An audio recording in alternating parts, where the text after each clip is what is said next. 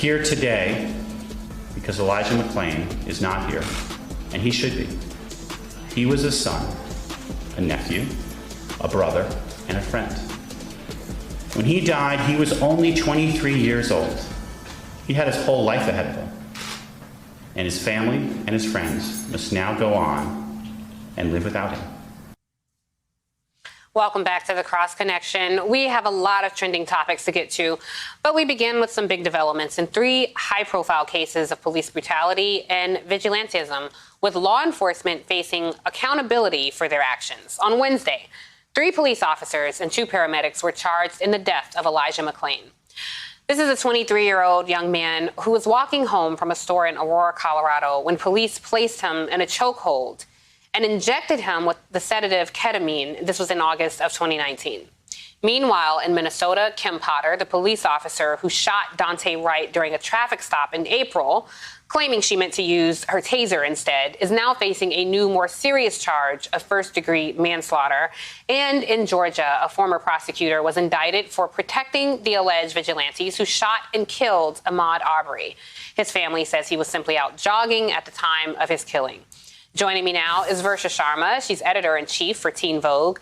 David Johns, executive director of the National Black Justice Coalition. And Christina Sensun Ramirez, executive director for Next Gen America. David, I want to kick it off with you because, looking at these cases of these 3 black men who were killed unnecessarily, I see, yes, there are consequences and there are charges and indictments, but honestly, there is no justice because these 3 men are not here. And we had to endure the pain of witnessing more black bodies being harmed, and their families have to go this Christmas and next Christmas and birthdays and holidays without them.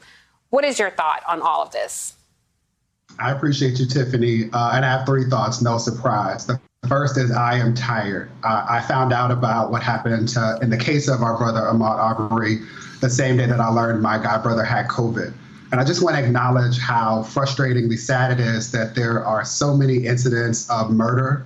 He didn't die. Elijah in particular was murdered. Ahmaud Arbery was also murdered. So I want to name that. But how sad it is that, as you stated, we don't really have the time or bandwidth to talk about the fact that their parents won't be able to hold them physically while we're rushing to talk about the audacity of caucasity in the defense of white supremacy. So I remain especially frustrated when I think about what happened to our brother Elijah, because 1 in every 4 black people are killed by the police. 50% of people who are killed by the police have a disability. And what we know about the ways in which white supremacy works is that most black people are either born with a disability or made to have one. And so when I think about what happened to brother Elijah and those brothers and sisters and non-binary and non-conforming people whose names we'll never know, I'm frustrated by the lack of justice that will exist. I'm also more saddened by the lack of accountability. We should all be clear that the Aurora police station issued a defense of the police saying that they maintained officers did nothing wrong. And that's sad when we think about how frighteningly terrorizing it is to be black in America. And when you consider all the people who were complicit, really. So you're right, the Aurora police lied to exonerate the 5 police officers and paramedics who respectively choked McClain and then gave him the ketamine. Government officials lied to the public. So this is also the case as well, Christina, in the Ahmaud Arbery case. I mean, this attorney who was charged, she was basically favoring the vigilante people who shot them. She was able to find compassion for them while devaluing black life. So it shows that you really don't have to have pulled the trigger to play a role in the harm and killing of black bodies. What's your take on this? Yeah, I mean, what we see is an entire justice system which is complicit with the systemic abuse and murdering of black people across this country.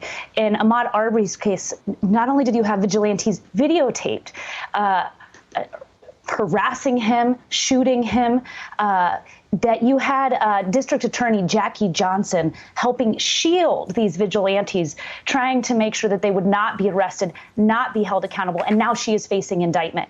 And what I want to say is, we're seeing this is gaining traction in news because we're seeing just a small level of accountability for the people that have abused their positions of power, and Black bodies, Black families have suffered the consequences for years, but we are seeing just a small measure of accountability because we saw the largest protest movements in American history force the justice system to reconcile with the pain that Black families have been experiencing for generations in this country. And we've got to keep pushing and standing together because that is how we got to even just the slightest level of accountability. And you are right, this is not justice, this is just basic accountability.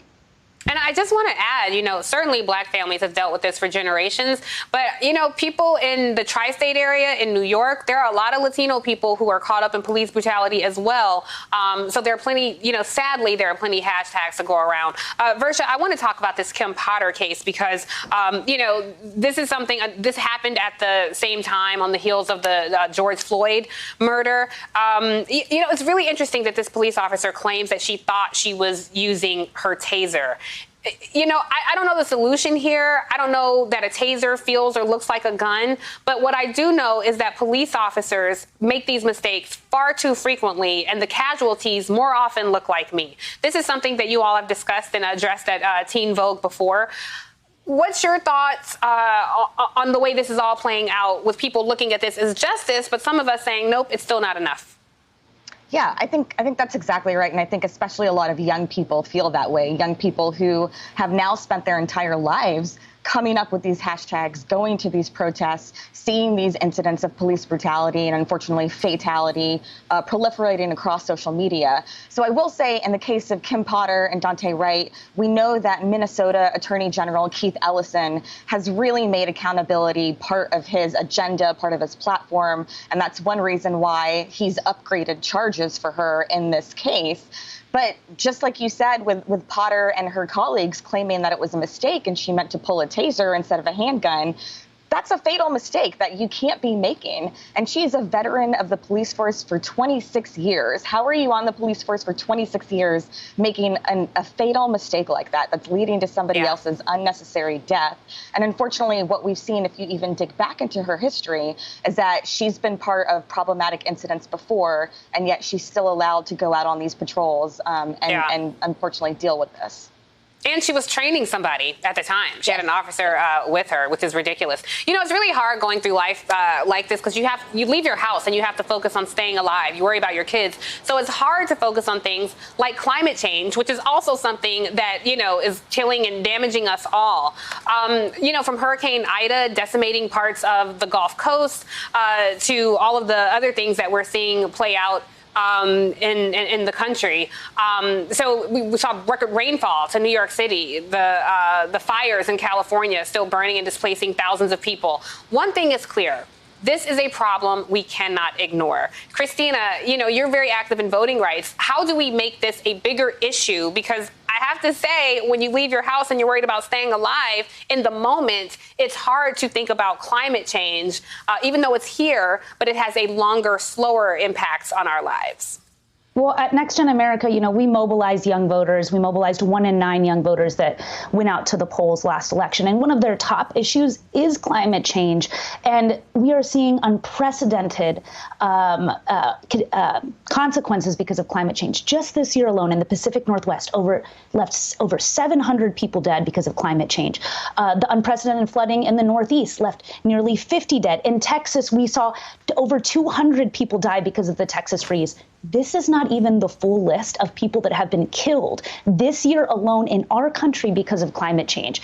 And, what we see right now in Washington, we have an incredible 3.5 trillion reconciliation package that needs passed now. What I see from a generation of young people that want action on climate change is that we are the largest economy in the world. Young people know we have the resources, the technology, and millions of hardworking Americans that can actually come together and solve this climate crisis. But we all know what we have are just a few politicians, particularly in the Senate, that are standing in the way of policy change. And literally on this issue of climate change, if we don't act, we have everything to lose. And at this point, inaction is suicidal, and it is facing an entire generation of young Americans. And we are living and experiencing just a taste of what we are going to face in the near future if we don't act now. I mean, David, look, maybe not with you because you're, very policy heavy. But honestly, if you think about some of our friends and conversations that we've had, you say climate change and your eyes kind of glaze over. People are more prone to deal with things that are right in their face. A lot of people don't realize climate change is right in your face, particularly in black and brown neighborhoods. A study by the Joint Center found that more than 30% of black New Orleans residents didn't own cars when Katrina hit. So it made them difficult for them to leave in the storm. So you have all these competing things destroying our community. How can we make climate change a priority? Yeah, let's stay in this space. So as you know, Tiffany, the National Black Justice Coalition is at the intersections of racial equity and LGBTQIA plus equality. I want to even acknowledge, to the point of your introduction, that so many black LGBTQ people don't have houses, don't have homes. We deal with housing insecurity. And so the thing that I grapple with in this moment of acknowledging we're living in an episode of Black Mirror, that this isn't just about climate change or natural disasters, but the policy decisions that city planners are making. This is about the lack of ethical city planning that has resulted in the widening of roads, the erasure of natural processes to deal with water and the rates at which it fell. And so I want us to be clear that we all have an obligation to think more meaningfully about climate, about this earth that we are inhabiting for a short period of time. And we need to be more thoughtful about ensuring that city planners and those who have policy-making decisions at the municipal level have an understanding of and experiences with communities who are most disaffected. Yeah, completely. Versha, I just want to give you a quick 2 seconds before we move on. Climate change is something that I do think with some pockets, people are into it. I know Teen Vogue, again, has covered such issues. What's a way that you use the issue to make it more palatable to people and make people more engaged around the subject? Well, I think it's exactly what you're doing now, honestly. I think Teen Vogue does do a great job of this, but I think where national news media is often failing when they're covering these disasters is that they're not linking them to climate change. They're not bringing on climate scientists who are pointing out that the crisis is actually making hurricanes, floods, wildfires worse. There is a very direct scientific link there. And so we try to point that out in every single story that we cover about disasters or destruction. And I think, Media Matters does a great job of covering tallies on this score. And they put out data this week that showed that way more cable news and broadcast news segments that covered Hurricane Ida and its destruction did not mention climate change versus segments that did. So thank you for doing this. I'm very appreciative that MSNBC does cover it in this way. I'm proud to work at a network that prioritizes this. So, David, I want to kick this back to you because this is something we got to talk about. In just 2 weeks, Lil Nas X will release his debut album, Montero, and it's featuring artists like Elton John, Meg Thee Stallion, and Doja Cat. But on Twitter, a user questioned the lack of black men on the album, prompting Lil Nas X to basically pointing out that it's, white men, no black men are on the album. And he responded and said, well, maybe a lot of them just don't want to work with me. Look, he could have a point. I'm curious your thought, but I did think about when I read that a lot of people work with Frank Ocean. He's worked with everybody from Kanye to A$AP Rocky to Quavo. Do you think there is an effort like we really don't want to work with Lil Nas X, or is it something else? See, all of the above, right? This is when I hear Freeman Rabowski say, let's be liberated by the beauty of both and not beholden to the tyranny of either or. I want to celebrate first that Montero Lamar Hill is a marketing genius, and I celebrate his growth. What I read him say recently is that he's really celebrating being in a space where he has less regard for what people say about his career and appreciating the ability to own his power. We in this country have to deal with homophobia. It's not something that's specific to the Black community. It's something that exists in the world. And what's important to me about this is that, again, Lil Nas X is owning his power. I celebrate that Kid Cudi has stepped up to the plate to say, I love to frolic in the fields with you and sing about our pain. I hope that there are other entertainers who step up to the plate and know that it'll benefit them. It's interesting that you started with our brother, Frank Ocean. I think that a lot of people hope that he would have the career that Lil Nas X is having at this moment. But we should all be clear that when it became explicit that Frank Ocean was singing about being at least queer, at most bisexual, that there were a lot of people who decided not to mess with him. And that's a dynamic that we still have to deal with in this country generally and in the Black community more specifically.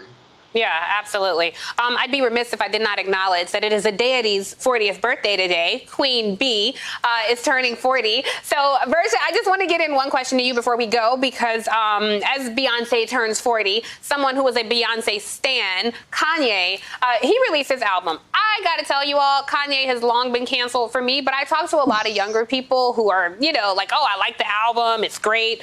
He invited, he had Kim Kardashian on stage with him at his debut concert. But the crazy thing is he invited Donald Trump to join him. One, what a weirdo. Two, Donald Trump is so pressed and thirsty for attention, he would go to the opening of an envelope. Why do we think Donald Trump didn't show up?